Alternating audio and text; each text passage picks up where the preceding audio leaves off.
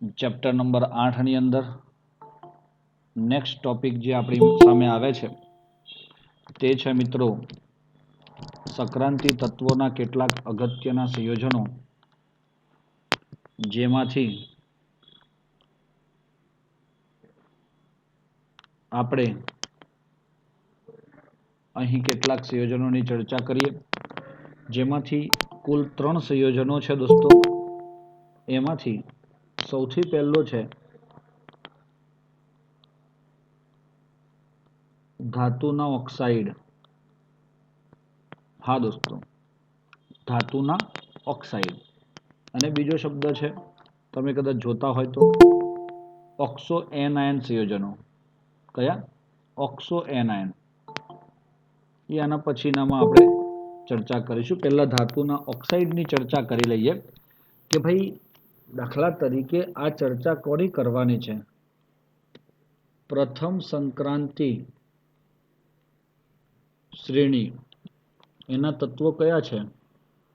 સખ, T, વી, CR, main, ફે, કો, ની, કુ, જ. હે ને દોસ્તો? આ સમૂહની વાત કરીએ 3, 4, 5, 6, 7, 8, 9, 10, 11 અને 12. આ સમૂહમાં પહેલા તત્વો અને ડી વિભાગની પ્રથમ શ્રેણીના તત્વો તરીકે આપણે કયા તત્વોને ઓળખીએ છીએ? આ સ્કેન્ડિયમથી માંડી અને ઝિંક સુધીના તમામ તત્વો. આની વાત કરું હું સૌથી પહેલા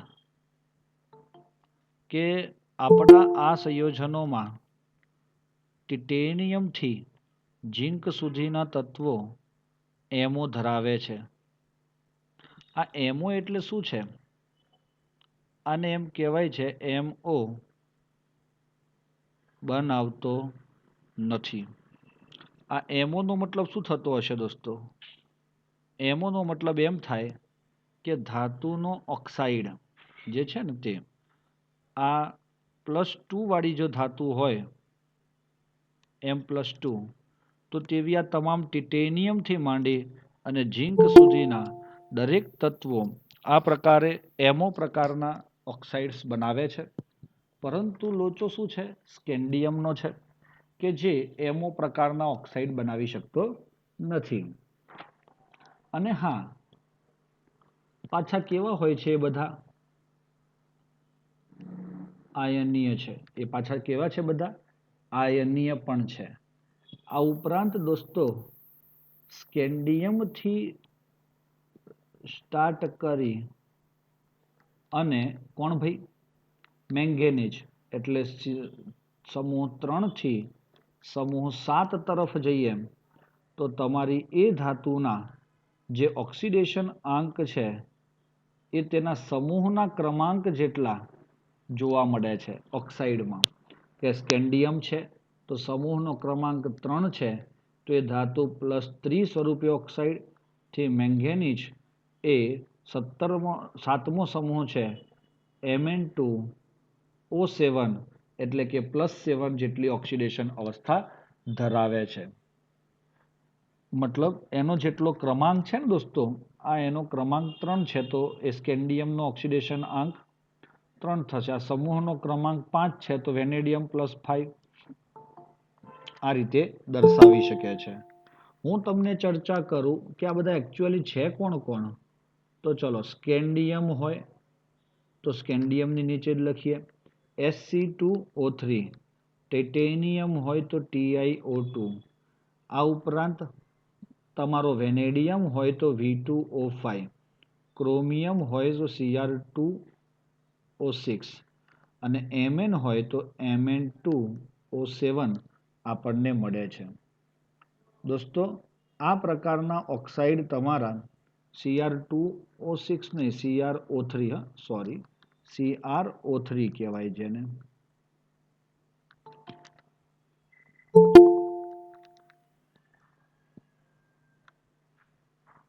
યસ, CrO3.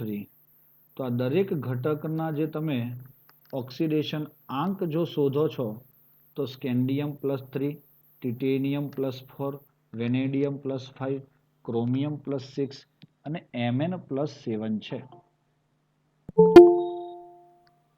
અને હા, આ રીતના ઓક્સિડેશન આંક ધરાવતા ઓક્સાઇડ જાણીતા છે અને Fe જે છે તેમાં Fe2O3 એટલે કે 7 પછીના સમૂહમાં +3 ધરાવતા માત્ર Fe+3 છે. એના સિવાય કોઈ પણ ઘટક Fe+3 ધરાવતો નથી.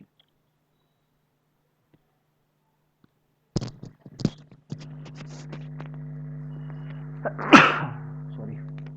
તો એવી રીતે આપણે એમ કહી શકીએ છીએ કે આ પ્રકારે તમારા જે ઓક્સાઇડની વાતો છે તે કંઈક અંશે આપણને જોવા મળે છે. ચલો ત્યારબાદ વેનેડિયમની વાત કરીએ છીએ કે વેનેડિયમમાં VO+2 અને VO2+ અને VO+2 આ બે પ્રકારના ઓક્સાઇડ આયન સ્વરૂપે આપણને જોવા મળે છે. તો દોસ્તો સર આ છે હું એકચ્યુઅલી તો કંઈ છે નહીં દોસ્તો, પરંતુ તેઓ વેનેડિયમ +5 બને છે અહીંયા અને આમાં વેનેડિયમ +4 બને છે તેવા ઓક્સાઇડ આયનો આપણી સામે જોવા મળે છે. ટિટેનિયમની વાત કરીએ આપણે તો શું કહેવાશે? ટિટેનિયમ જે છે એ TiO+2 તરીકે સ્થિરતા ધરાવે છે. આ શું છે +2? એટલે એની સાથે કોઈ ઋણ આયન આવી અને આખું સંયોજન પૂર્ણ કરી શકે છે. પણ એક પ્રકારે આ બધા શું કહેવાય? ઓક્સાઇડ જ કહેવાય છે. બીજી વાત, ઓક્સિડેશન આંક ચલે છે સહસંયોજક વલણ. દોસ્તો સમજ પડે છે? ચલે છે એસિડિક વૃત્તિ, ચલે છે 1 આયનીય લક્ષણ. હા મિત્રો, આ શું દર્શાવે છે આખી સિરીઝ? જો તમારા આની અંદર જેમ જેમ તમારો ઓક્સિડેશન આંક વધે તેમ તેવા ઘટકોની સહસંયોજક વૃત્તિ પણ વધે છે અને જેથી તેવા સંયોજનો મોટા ભાગે કેવી વૃત્તિ ધરાવે છે? એસિડિક વૃત્તિ ધરાવે છે. ખ્યાલ આવે છે દોસ્તો? અને એના લીધે આપણને અહીં આથી Mn2O7 જેમાં Mn બિચારો કેટલો છે? +7. ઓક્સિડેશન આંક ખૂબ વધારે અને એ વધારે હોવાથી આપણે એમ કહી શકીએ છીએ કે તે સહસંયોજક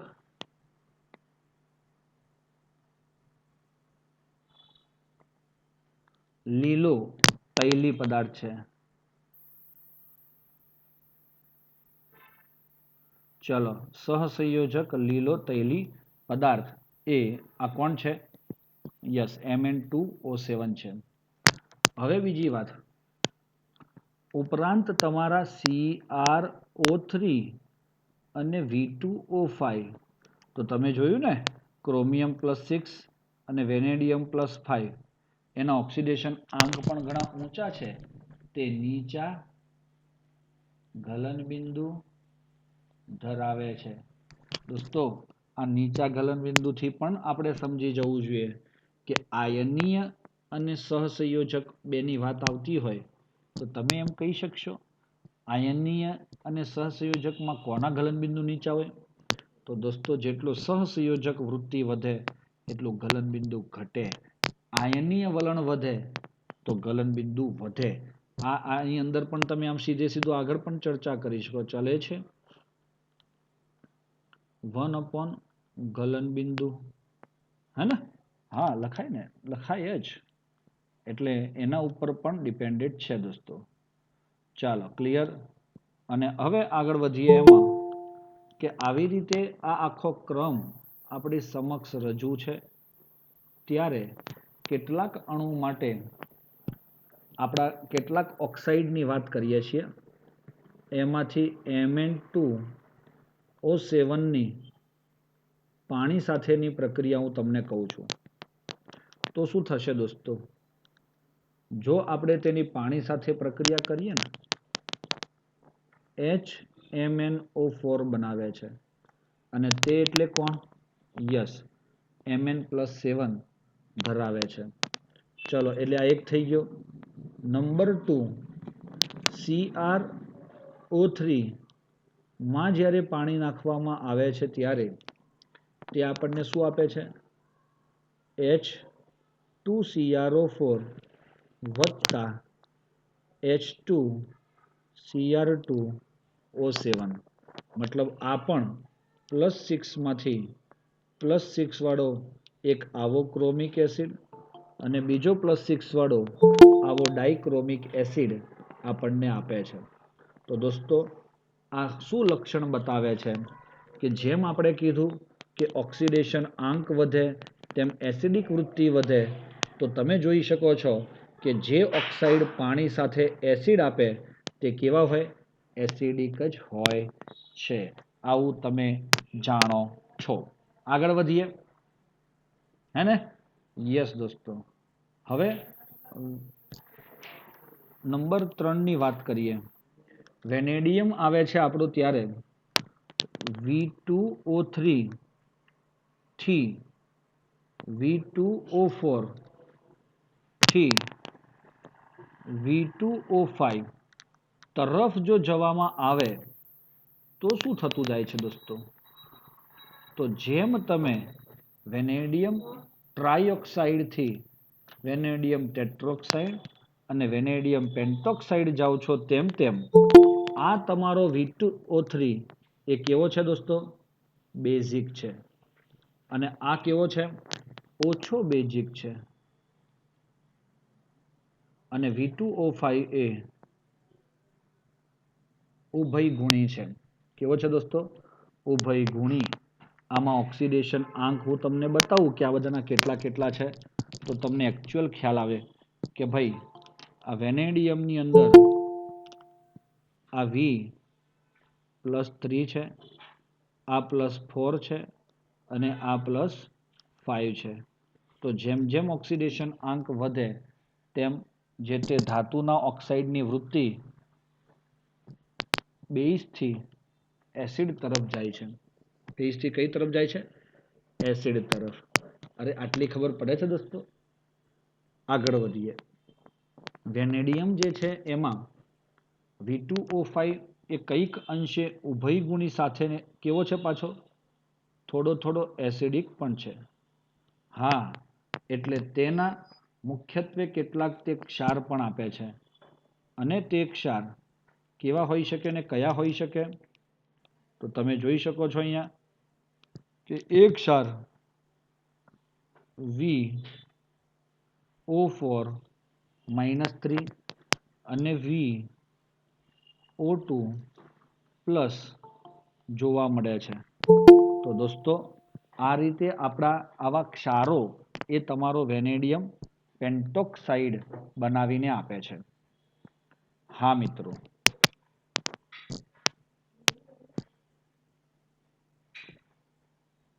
આની અંદર તમારા એમાં થોડી મિસ્ટેક છે, તો VO2+ કરવાનો અને VO4-3 VO4+1 છે ને એની જગ્યાએ VO2+ આપણે દર્શાવવાનો થશે દોસ્તો. એ જ રીતે આ છેલ્લું ઓક્સાઇડેશનની અંદર હું ચોથું બતાવું છું.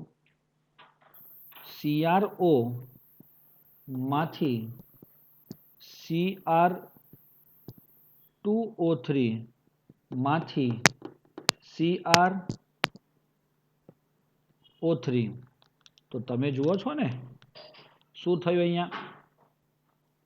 સર, ઓક્સિડેશન આંક ક્રમશઃ વધ્યો છે. આ +2, આ +3 અને આ +6 છે. દોસ્તો, CrO કેવો છે?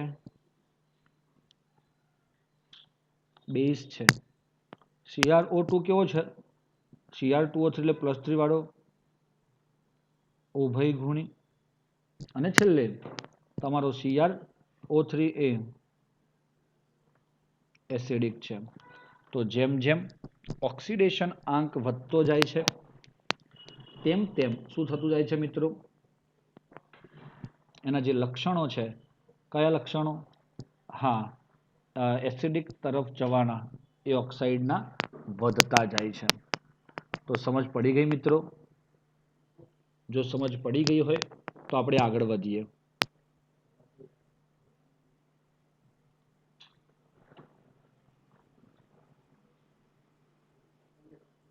આ ટોપિક MCQ લેવલ ઉપર જ તમને આવશે.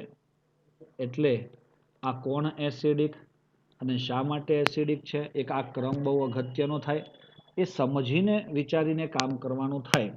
થોડોક ટાઈમ સરખો અડધો કલાક જેવો તમે આ પાછળ આપો તો એક એક શબ્દના આધારે તમે આને સરખી રીતે સમજી શકશો મિત્રો. હે ને? તો આપણે નવા ટોપિક ઉપર જઈ રહ્યા છીએ અને એ ટોપિક છે આપણો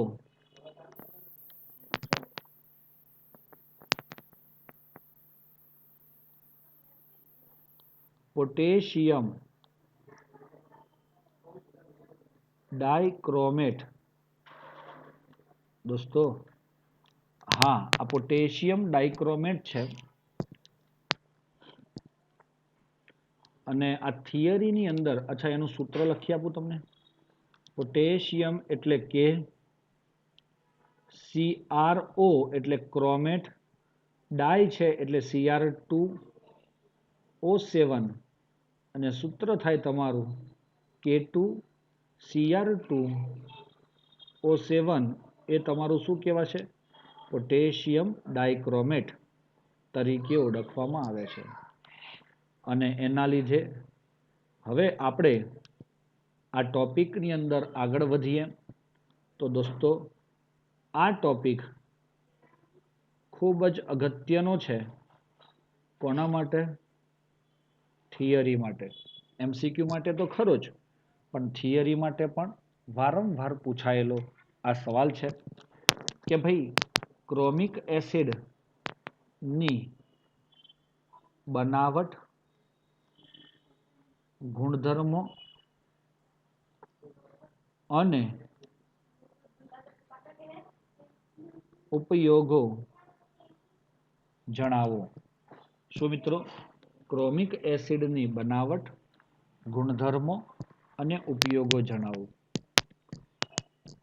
તો મિત્રો, તમે જો તૈયાર હોય એકદમ, તો આપણે શરૂઆત કરીએ. સૌથી પહેલા શું કરીએ છે? પોટેશિયમ ક્રોમેટની બનાવટ.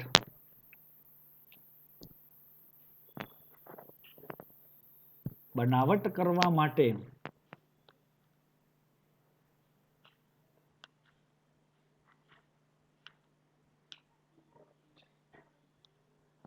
બનાવટ કરવા માટે આપણી પાસે સ્ટાર્ટિંગ મટીરિયલ FeCr2O4 FeCr2O4 ની વધુ માત્રામાં ઓક્સિજન સાથે Na2CO3 અથવા K2CO3 ની સાથેની સંકલન પ્રક્રિયા દ્વારા, કઈ પ્રક્રિયા? સંકલન. આ સંકલન એટલે શું? આ બધાને ભેગા કરી અને પીગાડવાની પદ્ધતિ આપણે કરીએ છીએ. આનું નામ શું દોસ્તો? તો એ છે દોસ્તો ક્રોમાઇટ અયસ્ક, કાચી ધાતુ. ક્રોમાઇટ અયસ્કની આ પ્રક્રિયા કરવાથી દોસ્તો તમે બુકનો ઉપયોગ હવડા નહીં કરો. કેમ? કારણ કે સોલ્યુશન કેવી રીતે કરાય છે, ટેક્સ્ટબુક તમે મિત્રો બંધ કરશો. FeCr2O4 એટલે આનું નામ થાય છે ક્રોમાઇટ ખનિજ. આ ક્રોમાઇટ ખનિજની વધુ માત્રામાં ઓક્સિજન સાથે સોડિયમ કાર્બોનેટ સાથે સંલગ્ન કરવામાં આવે તો આપણને શું મળે છે? Na2CrO4. હા મિત્રો, we get Na2CrO4 જેનું નામ થાય છે દોસ્તો સોડિયમ ઓનલી ક્રોમેટ. શું કહેવાય છે? એક જ ક્રોમિયમ હોય તો ક્રોમેટ વર્ડ લાગે. એટલે તમારો આ ક્રોમિયમ વાળો એટ હતો એ આવી ગયો. આ Fe નું શું થાય? તો Fe2O3 બનાવે છે. શું બનાવે છે? Fe2O3. અને આનો કાર્બોનેટ જે છે એ કાર્બન ડાયોક્સાઇડ સ્વરૂપે દૂર થાય છે. મિત્રો સમજ પડે છે? એનો કાર્બોનેટ એ કયા સ્વરૂપે દૂર થાય છે? કાર્બોનેટ સ્વરૂપે દૂર થાય છે. હવે આ સમીકરણને આપણે બેલેન્સ કરવાની ઈચ્છા થતી હોય આપણે શું કરીશું?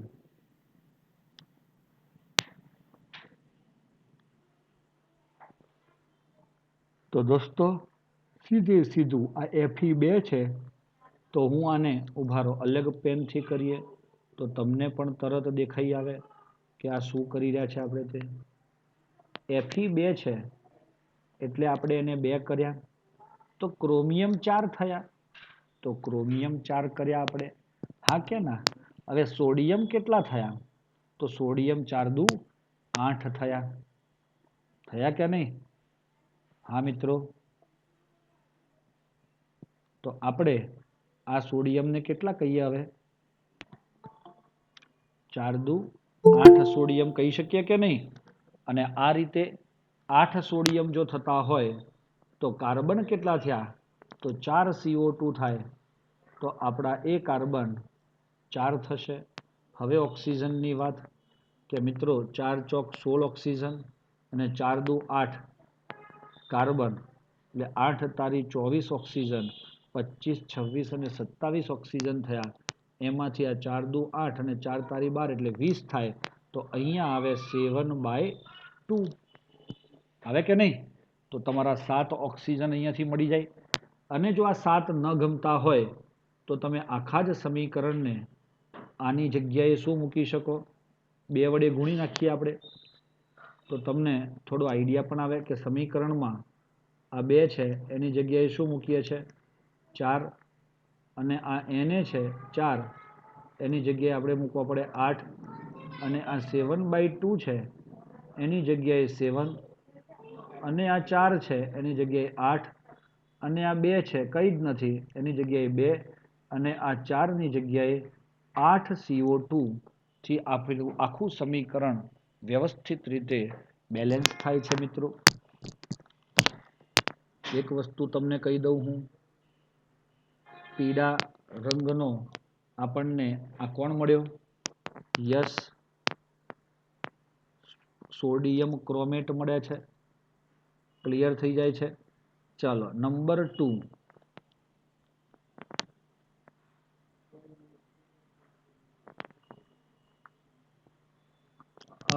આ રીતે મળેલો સોડિયમ ક્રોમેટ યસ એસિડની હાજરીમાં સલ્ફ્યુરિક એસિડ સાથે એટલે આ પીળા રંગના દ્રાવણમાં H+ એટલે કે H2SO4 ઉમેરવામાં આવે તો આપણને મળે છે Na2Cr2O7. શું મળે છે આપણને?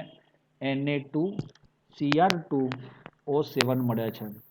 અને એના લીધે હવે મિત્રો હું તમને કહું કે આ Cr2 છે એટલે પાછું મારે આને 2 જ કરવું પડે.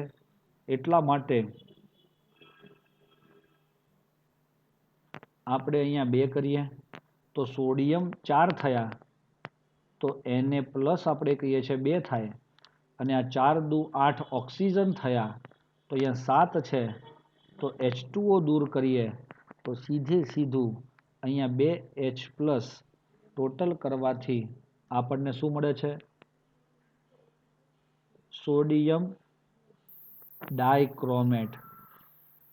મિત્રો આનો રંગ છે ને એ નારંગી રંગ છે. હા, સોડિયમ ડાઇક્રોમેટ અથવા પોટેશિયમ ડાઇક્રોમેટનો કલર કેવો છે? નારંગી છે મિત્રો. પરંતુ તમને તો હજુ શું જોઈએ છે?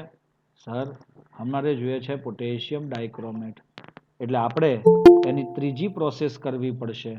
તો ત્રીજી પ્રોસેસની અંદર આપણે શું કરીએ છીએ? જુઓ, આ સોડિયમ ડાઇક્રોમેટની પ્રક્રિયા KCl જેવા ક્ષાર સાથે કરવામાં આવે. હવે એક વસ્તુ છે, તો આનો Na+ અને આનો K+ રિપ્લેસ થાય તો K2Cr2O7 વત્તા NaCl દૂર થાય. હા કે નહીં? અને એના લીધે આપણને શું પ્રાપ્ત થાય છે? અહીંયા 2 Na છે, એટલે પાછું આપણે બેલેન્સિંગ કરવા માટે કંઈક અંશે અલગ પેનનો યુઝ કરીએ, ઇસ્તેમાલ કરીએ, તો આ 2 KCl એની સાથે સાથે 2 NaCl મળે છે, જેનું નામ થાય પોટેશિયમ ડાઇક્રોમેટ. આનો રંગ પણ કેવો છે? નારંગી છે. હવે તમને એવું ક્વેશ્ચન થાય કે સર, આ નારંગી રંગ કેવી રીતે લાગે છે? તો એ નારંગી રંગ કોને આભારી હશે? કોઈ કહી શકશે દોસ્તો? તો આ નારંગી રંગ એ હું તમને બતાવી દઉં. Cr2O7-2 એ નારંગી રંગ ધરાવે છે, એનું કારણ આ છે. અને CrO4-2 એ પીળો રંગ ધરાવે છે. કયો રંગ ધરાવે છે? પીળો રંગ. ચાલો, ક્લિયર છે? આથી નારંગી રંગમાંથી પીળા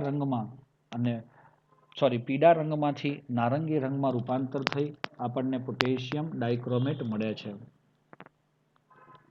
એક ખાસ ઇમ્પોર્ટન્ટ નોંધ પણ હું કરવા ઈચ્છું છું.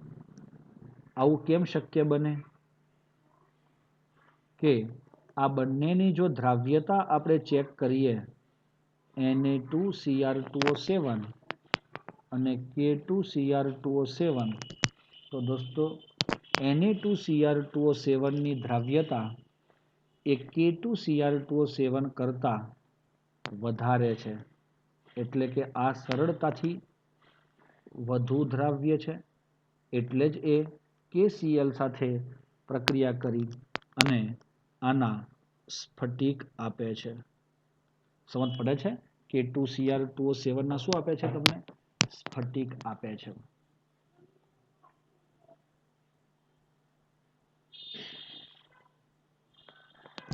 ચાલો, ઓકે. આ બનાવટ દોસ્તો પરિપૂર્ણ થઈ. હવે આપણે નંબર 2માં કઈ વસ્તુ જોવા ઈચ્છીએ છીએ બધા મિત્રો? તો એ વસ્તુ આપણી છે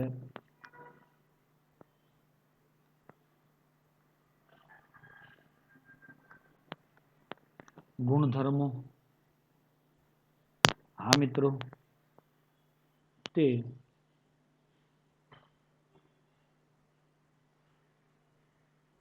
નારંગી રંગનું સ્ફટિકમય ઘન પદાર્થ છે.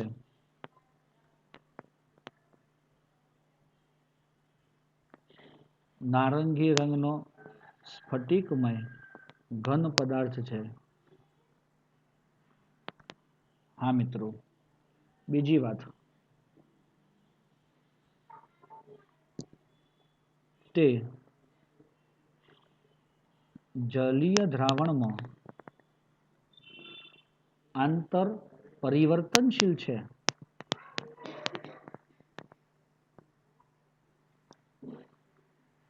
જેનો આધાર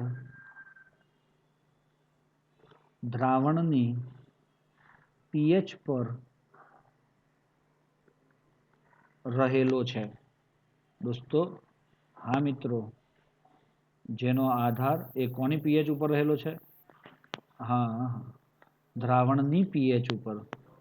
તો હવે આપણે કેવી રીતે દ્રાવણની pH ઉપર રહેલો છે? હવે હું તમને કહું છું. જુઓ, અહીંયા CrO4-2 માં આપણે H+ નાખીએ તો આનો pH કેટલો થયો સાહેબ એસિડિક થાય અને જો pH એસિડિક થાય તો એ <7 બને કે ના બને pH is <7 અને <7 બને તો Cr2O4 -2 આ જ તમારો Na2CrO4 જ છે એનું રૂપાંતર Cr2O7 -2 વત્તા H2O માં થાય છે અને હા દોસ્તો આ 2 મોલ તો સબ કુછ બેલેન્સ થઈ જાય અને તમે જોઈ લીધું કે પીળા રંગનો ક્રોમેટ એ નારંગી રંગના ડાયક્રોમેટમાં રૂપાંતર પામે છે. ચાલો આ પ્રક્રિયા 1 થઈ, આ પ્રક્રિયા 2. Cr2O7 એટલે કે આ નારંગી રંગનો જે ડાયક્રોમેટ છે એમાં તમે OH- નાખો તો બેઝિક દ્રાવણ બનાવો કે નહીં તો pH is greater than 7 તો એ પાછો CrO4 -2 વત્તા H2O આપણને આપે છે.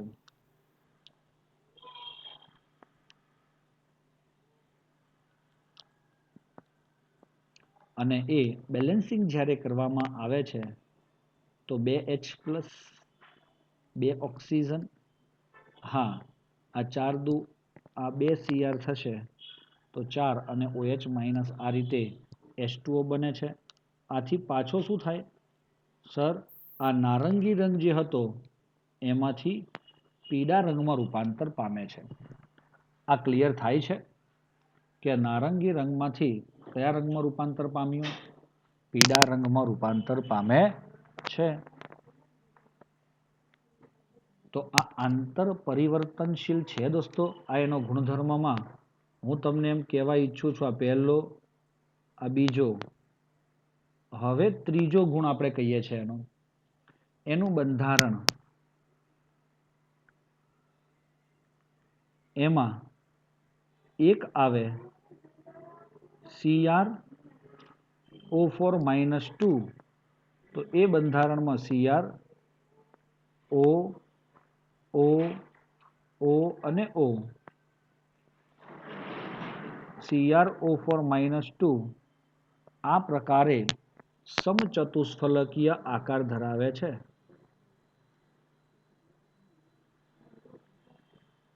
કયો આકાર ધરાવે છે સમચતુષ્ફલકીય આકાર. અને બીજો અણુ આપણી સામે જે છે તે કોણ મિત્રો Cr2O7 -2 એનો આકાર જોઈ શકો છો તમે O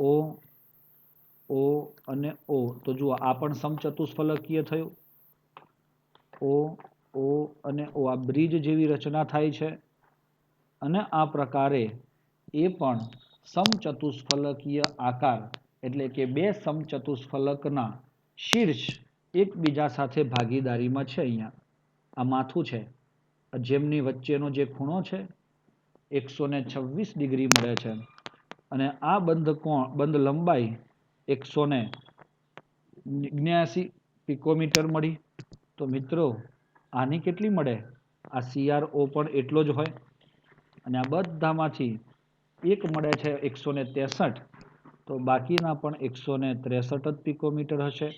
આ સામેના પણ આ બધા કેટલા હશે 163 પિકોમીટર જ હશે અને એથી એનો આકાર પણ 2 સમચતુષ્ફલકો એકબીજા સાથે શીર્ષની ભાગીદારીથી જોડાયેલા છે આવું આપણે કહી શકીએ છીએ.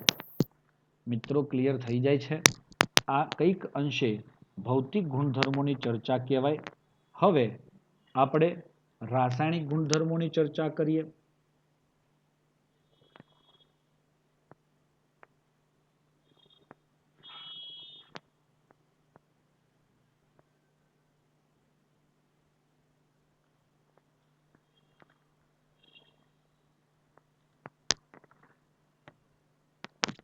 ચાલો હવે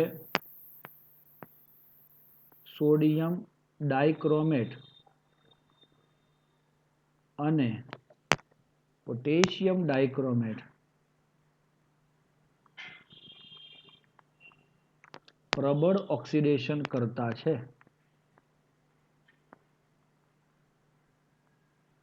હા મિત્રો, આ બહુ જ પ્રબળ ઓક્સિડેશન કરતા છે. એનું કારણ શું છે? કેમ કે એ પોતે +6 ઓક્સિડેશન આંક ધરાવે છે અને કૂદકો મારી અને પ્લસ શેમાં જાય છે? 3 માં જાય છે. અને એટલા માટે તેનો ઉપયોગ કદ માપક પૃથક્કરણમાં પણ પોટેશિયમ ડાઇક્રોમેટ પ્રમાણિત પદાર્થ તરીકે વપરાય છે. આ પણ યાદ રાખીશું આપણે. કદ માપક પૃથક્કરણમાં K2Cr2O7 એ પ્રમાણિત પદાર્થ તરીકે લેવામાં આવે છે. હવે આપણે એક ચર્ચા કરીએ છીએ ત્યારે એસિડિક દ્રાવણમાં તેની ઓક્સિડેશન કરવાની ક્રિયા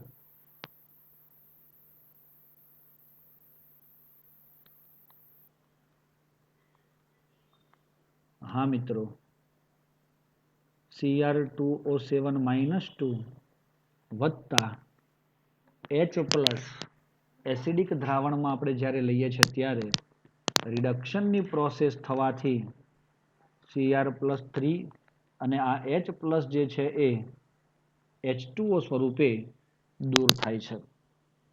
હા મિત્રો, હવે આ બધાને બેલેન્સ કરવા છે આપણે. તો કેવી રીતે થાય તે કહું તમને હું. Cr નો ઓક્સિડેશન આંક કેટલો? તો આ Cr નો ઓક્સિડેશન આંક +6 છે અને આનો કેટલો? +3 છે. પરંતુ ક્રોમિયમના પરમાણુની સંખ્યા 2 હોવાથી આનો ઓક્સિડેશન આંક +12 થાય, જ્યારે આનો ઓક્સિડેશન આંક +6 થાય. ક્યારે થાય પણ? જો આપણે આને 2 વડે ગુણીએ તો. સાચી વાત છે દોસ્તો, 100% સાચી વાત છે. અને ઇલેક્ટ્રોનનો તફાવત કેટલો આવ્યો? 12 માંથી 6 જાય તો અહીંયા 6 ઇલેક્ટ્રોન આવે. હવે શું વાત થાય છે? ઓક્સિજન કેટલા છે આમાં? સર ઓક્સિજન 7 છે અને આ H2O એક જ છે તો 7H2O કરીએ. તો 7H2O માં H+ કેટલા છે? 14H+ છે. અને એ 14H+ ના કારણે આપણે એમ કહી શકીએ કે આ એસિડિક દ્રાવણમાં બહુ જ ઓક્સિડેશન કરતા તરીકે વર્તે છે. અને પાછો આનો વધારામાં E0 નું મૂલ્ય પણ આપણને આપ્યું છે, જે દોસ્તો 1.33 વોલ્ટ છે. શું છે તે? 1.33 વોલ્ટ. હા, આને શું કહીશું આપણે? 1.33 વોલ્ટ. હવે આપણે આને શું કહીશું?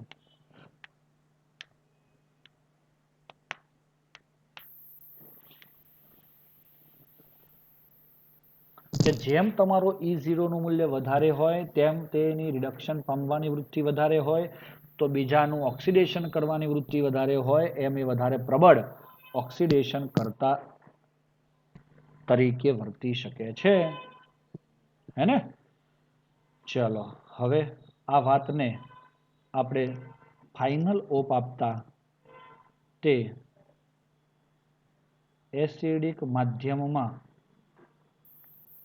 એક આયોડાઇડ નું આયોડીનમાં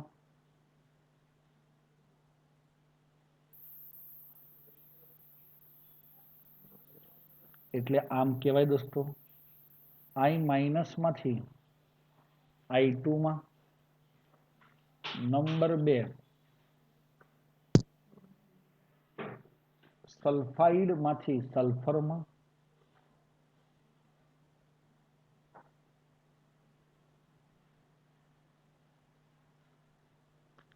H2S માંથી S માં, હે ને? ચાલો એ પછી સમજાવું છું તમને કેવી રીતે છે તે. ત્યારબાદ તમારા આની અંદર નંબર 3 આવે છે ટીન 2 માંથી ટીન 4 માં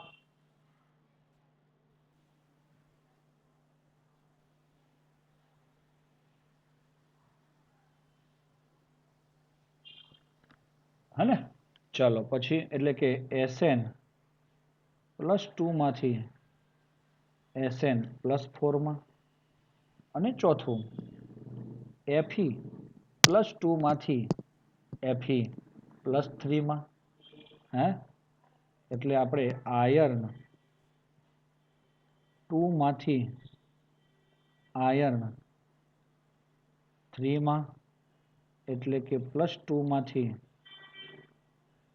+3 માં. મિત્રો આ દરેક પ્રક્રિયામાં હવે હું ઇલેક્ટ્રોનનો ફેરફાર તમને પૂછવા ઈચ્છું છું. અહીં આયોડિન 2 છે તો આપણે 2 કરીએ તો આ 2 ઇલેક્ટ્રોન થઈ જાય કે નહીં. H2S માં સલ્ફરનો -2 છે અને આ 0 છે. આથી આપણે અહીંયા 2 ઇલેક્ટ્રોન કઈ 2H+ એડ કરવા પડે. SN+2 માં 2 ઇલેક્ટ્રોન એડ કરવા પડે અને આમાં માત્ર 1 ઇલેક્ટ્રોન એડ કરવો પડે. હવે કોઈ તમને એમ પૂછે, શું પૂછે? ગાંડા હોય તો પૂછે આપણને કંઈ પૂછવું જ પડે ને ભાઈ.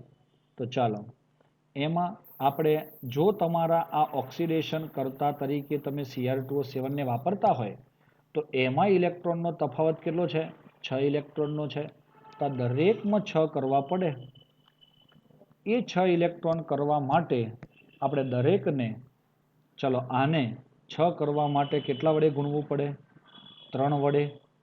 એટલે આ પ્રક્રિયાને 3 કરીએ તો અહીંયા 6I- વત્તા 3I2 વત્તા 6 ઇલેક્ટ્રોન. એ જ રીતે આને 6 કરવા હોય તો તમારે આને 3 વડે ગુણવા પડે તો 3H2S 3S 3 દુ 6H+ અને 6 ઇલેક્ટ્રોન લખાય. એ જ રીતે તમારે આને 6 કરવા હોય તો 3SN+2 3SN+4 અને 6 ઇલેક્ટ્રોન થઈ જાય. અને આને 6 કરવા હોય તો આખા સમીકરણને 6 જ વડે ગુણવામાં આવે છે. જે તમે ચારે પ્રક્રિયાઓ તમારા એની અંદર જોતા હશો. દેખાય છે ને મિત્રો? હવે લાસ્ટમાં આ તમને જુદી જુદી પ્રક્રિયાઓની ઓક્સિડેશન કરતા તરીકેની પ્રબળતા બતાવી મેં તમને. હવે હું એમ કહું છું કે Cr2O7 જે છે એ માત્ર આયર્નનું જ ઓક્સિડેશન કરે છે. તો આને આપણે કહીએ છીએ ઇક્વેશન A અને આને કહીએ છીએ છેલ્લીને ઇક્વેશન B.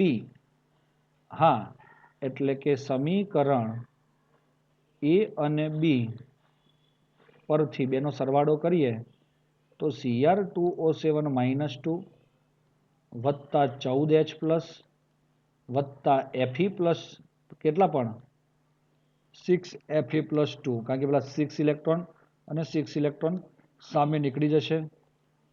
Cr+3 7H2O અને 6Fe+3.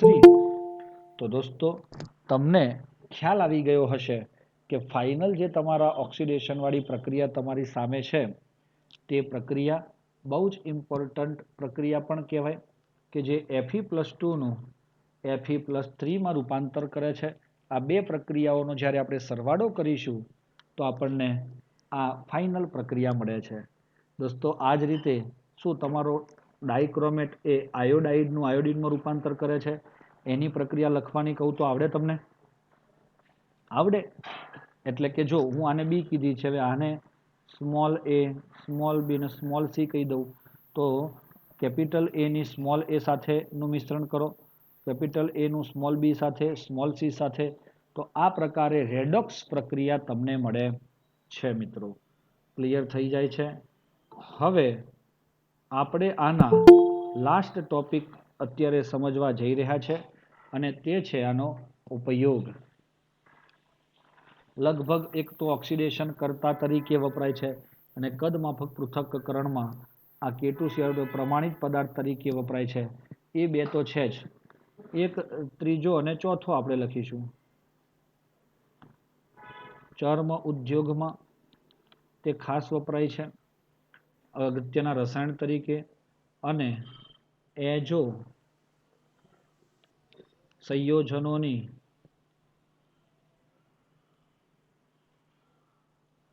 બનાવટમાં વપરાય છે. અને એના લીધે આપણે એમ કહી શકીએ કે ભાઈ એજો સંયોજનોની બનાવટ એટલે કે એજો સંકીર્ણ સંયોજનો આવે છે એ મોટા રંગીન પદાર્થો છે તેની બનાવટમાં ખાસ વપરાય છે. મિત્રો, સમજ પડે છે આપણને? તમને ખ્યાલ આવી ગયો હશે કે આપણે આ પ્રકારે